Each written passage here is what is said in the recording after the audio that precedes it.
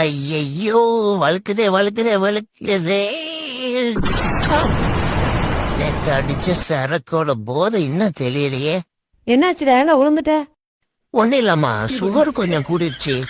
அதனாலதான் கிறங்கி கீழே விழுந்துட்டேன்.